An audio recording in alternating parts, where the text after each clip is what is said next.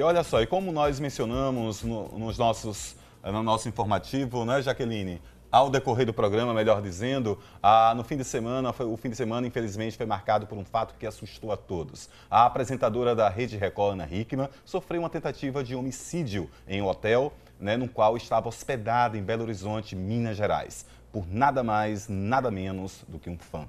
De acordo com a polícia, depoimento prestado pelas vítimas, o fã Rodrigo Augusto de Pádua, que estaria armado, teria feito o cunhado da Ana, o Gustavo Correia, de refém, para que ele o levasse para o quarto em que a Ana estava hospedada. Chegando lá, houve uma discussão e disparos, no qual acertou a assessora da apresentadora, Giovana Alves de Oliveira, e que passou por uma cirurgia de emergência para tratar lesões intestinais e vasculares. Ela está, ainda no hospital, ainda não tem previsão de alta. Ainda de acordo com o depoimento da Ana, prestado na delegacia de Belo Horizonte, o cunhado, ao ver o disparo da esposa, entrou em briga com o fã, né, Rogério? Isso mesmo, né? No qual culminou a morte deste fã com um tiro na cabeça. Foram também divulgadas imagens do perfil do Rodrigo no Instagram, no qual todos os posts eram relacionados à apresentadora. Ontem, a Ana Hickman deu entrevista ao jornalista Vinícius Donola para o Domingo Espetacular. E você vai conferir um trecho dessa entrevista, desta matéria que foi preparada ontem, agora. Cenário: este hotel de luxo, numa região nobre de Belo Horizonte. Ana Hickman chegou aqui ao meio-dia de sábado para um evento de moda. Na tarde anterior, se hospedou Rodrigo Augusto de Pádua, de 30 anos. Ele não conhecia pessoalmente a apresentadora, mas em delírio acreditava ter um relacionamento com ela. Por volta da 1h30 da tarde, Rodrigo rende Gustavo, sócio e cunhado da apresentadora, no elevador. Ele tinha um revólver. Gustavo é obrigado a levar Rodrigo até o apartamento de Ana Hickman. Os dois entram. No quarto estavam Ana Hickman e Giovana, mulher de Gustavo.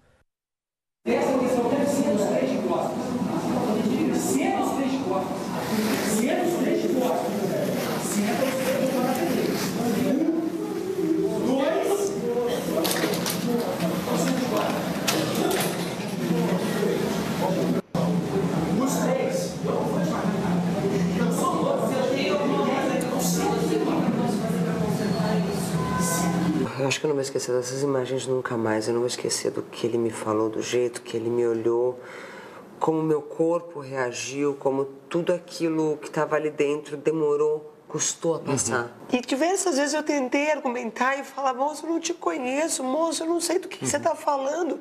Pelo amor de Deus, eu tenho um filho pequeno. O seu filho, o Alexandre, ele é um anjo, mas você é uma vagabunda, você é uma piranha, uma mentirosa. Você merece morrer. É um dos momentos mais difíceis que eu já passei na minha vida. Eu juro que eu nunca... A gente pode se preparar para a perda de um ente querido, para qualquer coisa, mas saber que tem alguém que queria tanto seu mal, queria tanto... Estava pronto para tirar a sua vida, planejou isso. Eu não consigo imaginar na minha vida isso. É um filme de terror. Eu tô viva. Eu tô aqui para poder contar a história para você.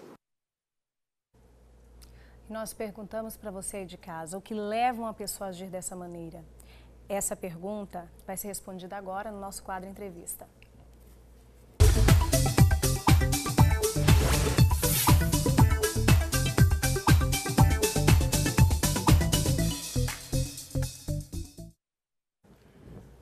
Para falar sobre esse assunto, nós estamos com a psicóloga Sara Bezerra, não é, Rogério? Isso mesmo. Bom dia, Sara. Bom dia a vocês, bom dia a todos. Seja bem-vinda. Muito obrigada. Assustou todo mundo esse caso, né? Assim como esse e outros, né? Então, são casos que se repetem, que nos assustam, porque nós sempre ficamos pensando, e agora? Se teve esse, pode ter um próximo, principalmente as pessoas que trabalham com o público, né? Então, é realmente um susto. Mas a gente entende que não foi fácil para a família, para ela, a gente percebe como ela ficou abalada. Agora, dentro da nossa área, a gente precisa, como você falou, Jaque, o que leva, né, essas pessoas a terem esse comportamento. Então, assim, realmente é uma pergunta que não pode ser, uma resposta que não pode ser objetiva. Ah, foi por causa disso. Porque, afinal de contas, são vários fatores envolvidos. Então, a gente precisa conhecer um pouco da história de vida desse rapaz, né? Na verdade, 30 anos, né? Então, assim, já não era um adolescente, porque a gente sabe que a faixa etária para os fãs ficarem mais, né? Descontrolados, eufóricos, no período da adolescência, porque eles estão procurando a identificação, né? Então, um homem, né, já, na verdade, mas quando o limite que a gente percebe é que realmente não houve. Então, que limite é? Quem poderia dar esse limite? Então, quando a pessoa está doente, né, que muitas pessoas estão dizendo já que foi uma psicopatia, uma sociopatia, um transtorno, mas se a gente observar, o transtorno, ele tem são diversos transtornos. O CID-10 e o DSM-4, que é o manual e a classificação internacional de doenças que rege essa quantidade de doenças, se vocês perceberem, são diversos. Então, assim, chegar agora e identificar ele teve esse transtornos é um pouco difícil. Esse diagnóstico, que é o que a gente chama, que vai abrir um estudo sobre aquele caso, ele requer exames mais minuciosos. Então, assim, a gente pode, claro, pelo quadro e pelas informações que a gente está tendo, ele com certeza estava descontrolado. A gente pode até colocar que ele estava em um surto psicótico, mas o surto psicótico não necessariamente pode ocorrer com um psicótico, né? Então, assim, esse transtorno... Então, não significa que não necessariamente ele poderia estar com a doença. Com a doença. Ele poderia ter tido esse surto no momento em que ele resolveu fazer a são dois vieses, ação. São dois vieses. Ele pode ter tido o surto, certo, né? Claro que quando a gente trabalha com psicopatas, já é algo muito mais elaborado. Então, teve esse viés também, né? Porque ele pensou, ele perseguiu, E ele sabia que Ana Hickman estaria em Belo Horizonte, no hotel, se hospedou. Então, ele se hospedou no mesmo hotel. Então, as pessoas têm comentado exatamente essa questão do planejamento, né? Ele planejou. E aí foi questionado que o irmão morava muito próximo. E aí, por que não ficou hospedado? Ele fez questão de ir até o hotel. Então, foi tudo muito, né, premeditado, pelo menos ao que a gente, né, tem acompanhado, e seria esse o que a gente tem percebido? Então, esse viés do planejamento, ele traz o viés da psicopatia, da sociopatia. Mas mesmo com esse viés, porque para a gente diagnosticar, a gente precisa abrir um leque. Você quer falar? Não, você falando do viés, né? Esse início é que vai servir para o estudo, para decodificar o que aconteceu. Isso. Agora, se vocês perceberem, olha, o fã, porque a gente tem duas classes de fãs, né? Tem o fã que é o fã que quer ir para os shows, quer conhecer a vida, admira o trabalho, curte o trabalho do artista. Mas tem o outro fã que ele não se contenta com isso. Ele quer invadir a vida do artista. Quer fazer parte da vida do artista. Então, ele não sabe delimitar a personalidade do artista e a dele. Então, o que é que ele faz? Ele acaba cercando de todos os lados. Ou seja, ele deixa de viver. Socialmente, ele está... Então, por isso que a gente entra nos fatores, são vários fatores. A gente costuma dizer que a gente tem que observar os fatores biopsicossocioculturais e os interpessoais. Então, se ele está no quarto lá, reservado, só pensando naquilo, ele está deixando de viver, ele está deixando de conversar outras coisas, e aquilo ali gera o quê? A compulsividade. Inclusive, no depoimento do irmão, o próprio irmão falou que ele estava... Não, ele era bem, aparentemente ele estava bem, mas e dentro de casa? Ele falou, não, dentro de casa ele ficava um pouco isolado. Então, esse isolamento já é uma preocupação em que a família deve perceber? Totalmente. E às vezes a gente pensa assim, não, só quem identifica que ele está com algum transtorno só se for para um especialista, um psiquiatra, um psicólogo. Mas assim, a família tem um papel bastante importante, gente. É bom a gente colocar isso. Porque nós percebemos que as pessoas têm essa dificuldade, porque existe um preconceito de você procurar um atendimento, de você se Infelizmente tem esse preconceito ainda. Tem o preconceito que prejudica, Jaqueline, prejudica, sabe? Tanto no tratamento quanto na busca de ajuda. Porque as pessoas não querem, meu irmão, um sociopata, meu irmão, um transtorno, até um transtorno alimentar. E no caso dele, que as pessoas estão colocando que foi uma crise, um surto psicótico, será que ele era um psicótico? Será que transtorno ele tinha? Difícil dizer hoje, fechar um diagnóstico diante dos fatos, mas existem uns indíciozinhos que ele estava doente. Falando nos indícios, nós temos algumas imagens que chamam a atenção, porque é natural que o fã, ele coloque em suas redes sociais esse amor, que ele possa, não é, colocar, demonstrando, mas nesse caso daí a gente percebe os depoimentos e depoimentos em que ele acabava colocando como se tivesse um relacionamento, ele fantasiava, como se em alguns momentos parecia que era correspondido, em outros ele já deixava claro que não conhecia. Então, aí nesse perfil tem vários comentários, várias fotos, e a gente percebe que era algo exagerado, né? Isso, e o exagero em todo relacionamento, quer seja virtual, né, do dia a dia, você precisa abrir um pouco, né, você tem que abrir o olhar, então, porque o perfil, ele tinha vários perfis, então ele falava uma coisa, falava outra, mas no momento que ele decidiu e foi, então, ele estava delirando.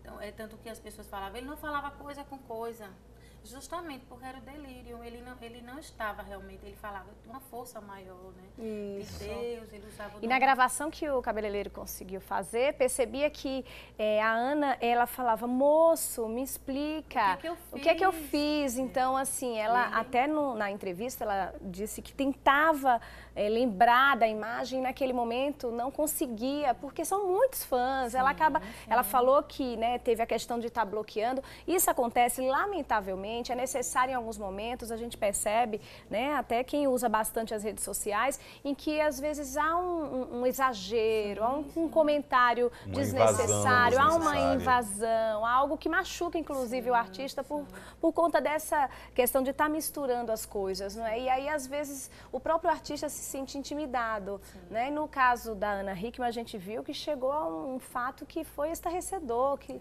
lamentavelmente, né, acabou numa morte, na assessora Giovana no hospital, então isso vem a assustar, né? Já aconteceu, inclusive, o caso do ex-Beatle, John Lennon, né, que foi assassinado aí por Mark David, um rapaz de 25 anos que sofria de esquizofrenia, né? E aí, um tipo de transtorno, e ele pediu para, né? inclusive pediu na época para poder autografar, gente, o exemplar do livro. Você autografa para mim? Aí, né, ele autografou, que era o livro Uma Agulha no Palheiro, sim, e logo depois recebeu o disparo, né? Então, isso assusta bastante. A gente viu casos aqui também no Brasil. E esse rapaz, ele ficou dias embaixo do prédio do John Lennon, esperando o momento certo, esperando, né? Avaliando. São comportamentos que realmente precisam de uma atenção, né? E como você falou, os indícios, os sinais, eles precisam de a gente ter uma delicadeza, uma sensibilidade para observar, até porque esses comportamentos são muito semelhantes, né? Tanto de quantos anos atrás do John Lennon, isso, né? Década de 80, isso? Isso, dos anos 80. Né? Comportamentos então, parecidos, né? Por quê? Porque os comportamentos das pessoas que estão adoecidas, em sofrimento psíquico, eles são muito parecidos, porque eles estão sofrendo, eles estão sentindo algo e eles acham que estão fazendo a coisa certa. É verdade. No caso da exposição, Sara, eu queria que você falasse um pouquinho sobre essa exposição. Naturalmente, a gente tem vivido um momento em que as redes sociais, elas fazem com que a gente interaja bastante com as pessoas. Sim. Todo cuidado é pouco, mas muitas vezes nas redes sociais é aquele momento exatamente de você extravasar, colocar, falar do seu dia a dia, o Snapchat, por exemplo. Então, a gente percebeu que a Ana colocou, olha, 15 minutos antes da tentativa, ela colocou que estava, estou maquiada e tal. Então, esse cuidado, a partir de agora, acredito que muita gente vai começar a ter um cuidado redobrado, né, em onde colocar. Mesmo porque tudo isso que a Jaqueline falou é tipo como se fosse também uma obrigação do artista, porque o fã quer acompanhar o artista, quer saber o que ele está fazendo, né? Mas aí nesse caso a gente já começa a olhar com preocupação. Exatamente, aí também já abre uma janela para alguém que queira fazer o mal, olha, né? onde ele está, olha onde ela está. Até porque a gente não sabe quem está adoecido, vamos dizer assim, e quem não está. A gente não pode dizer que o contato com ela e esse deslumbre dele com ela foi que causou isso. Até porque as causas, ela não é causa única, né? O processo não é causa única, mas assim, essa exposição à mídia, o artista tem que entender que precisa desse retorno para os fãs, eles gostam, isso faz ele ficar vivo, faz ele crescer o trabalho dele, os fãs é que faz ele estar, né, em evidência, mas é como eu te falei, se for um fã que realmente, é como ela disse que ela apaga porque não está trazendo o retorno que é para ter, né? Então, o fã que está doente, ele deixa de fazer qualquer coisa para ir para o show, ele deixa de trabalhar, ele termina relacionamentos em detrimento do ídolo. Então, esses pontos aí precisam ser observados. E o artista, com certeza, não vai querer que o fã se desempregue, que termine um relacionamento. Ele não consegue se relacionar mais com ninguém, porque ele tem um eixo na mente dele, e esse eixo é como se todas as expectativas do fã girassem em torno do ídolo. E isso não é, já foge um pouco do social, né? Porque o bom é você se relacionar com as pessoas. Isso não é saudável. Não é saudável. Então, a gente pode dizer que não é um fã saudável, porque ele está deixando de viver para viver a vida do ídolo. É verdade. O bom é que o fã entenda, conheça, se divirta, tenha seus fã-clubes, tenha curiosidade, pergunte, mande fotos também para ele. Exista essa cumplicidade, essa troca, essa relação, a atenção do ídolo com o fã, do fã com ele. Isso é bonito. Agora, até que ponto isso não é doentio? Tudo então, de maneira saudável, de maneira né, saudável, Sara? porque se você se reclusa, se você fica só pensando naquilo, a sua vida acaba sendo prejudicada, a sua vida E o fã social. tem que ter a consciência de que o artista não o conhece. Sim. Né?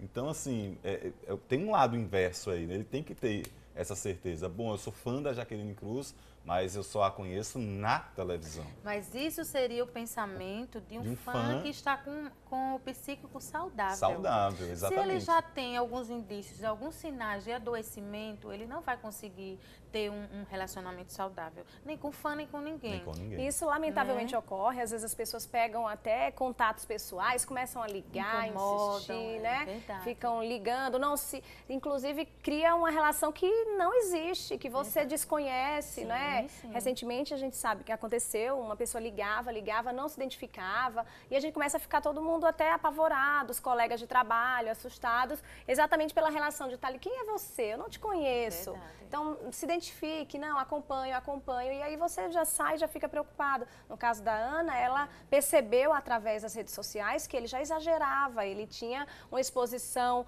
né, mais diferenciada daquele carinho de um fã. Né, tinha atos obscenos, né? E tudo isso fez com que ela percebesse que ali tinha algo de errado, né? Então, a partir daí também no caso do artista, né, ele tem que ter um cuidado também, ele tem que se resguardar em determinados momentos, se preservar, né, para poder ter esse controle. Eu acho que isso é muito saudável, a gente usa bastante as redes sociais, eu acho que isso eu tenho, a gente conversa sempre, Rogério, nessa questão do carinho. Eu sou uma pessoa que, por exemplo, amo todo mundo que acompanha o meu trabalho, porque o que você sonha, né? A gente trabalha para que esse trabalho seja reconhecido. Claro. Você ia ficar muito triste, nossa, não tem ninguém que me acompanha, tem alguma coisa que está errado. E o fã faz parte dessa história. O fã faz parte, é quem constrói, é quem faz você crescer cada vez mais, é quem faz você ser mais visto, mais vista. Então, essa relação, ela é uma relação saudável, ela só não pode abusar, né? Exatamente. Ela é uma relação em que tem que ter carinho, tem que ter amor, tem que ter atenção, mas você também tem sua vida particular, sua vida pessoal, e é isso que tem que ter controle, né? Não, o controle com relação à vida social. Olha, vida social, ela é o indicador de uma saúde mental. Saúde mental, você precisa ter vida social. Então, se você só pensa no ídolo, se você pode amar seu ídolo, pode querer o bem dele e tudo, mas se você pensa que ele é exclusividade na sua vida e não existem outras pessoas ao seu redor, você está fadado ao adoecimento. Mas existe tratamento, Jaque. Só basta as pessoas serem mais sensíveis, os amigos, a família, qualquer sinal de um comportamento diferente, de uma agressividade ou não, de ficar muito calado, muito tempo no quarto. Isso é um sinal de que ele pode ali gerar dentro dele um adoecimento, um transtorno de qualquer nível que seja, em qualquer momento da vida dele. Perfeito. E existe tratamento, viu? Existe tratamento, e o Existe ideal é tratamento. procurar, se a família perceber, se os amigos perceberem. Isso é fundamental. Né? Fundamental. Família e amigos, tá vendo? É social. Social. Isso também, gente, a gente está falando aqui na relação exatamente pelo que aconteceu, mas vale em qualquer relação.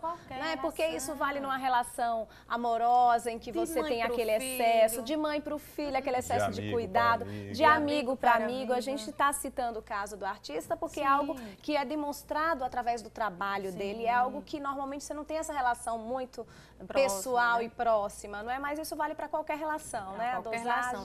O convívio social é saúde mental garantida. É isso mesmo. Sara, muito obrigada. Eu que agradeço por essa entrevista. Não é? A gente fica triste em ter que abordar um assunto como esse, lamentável.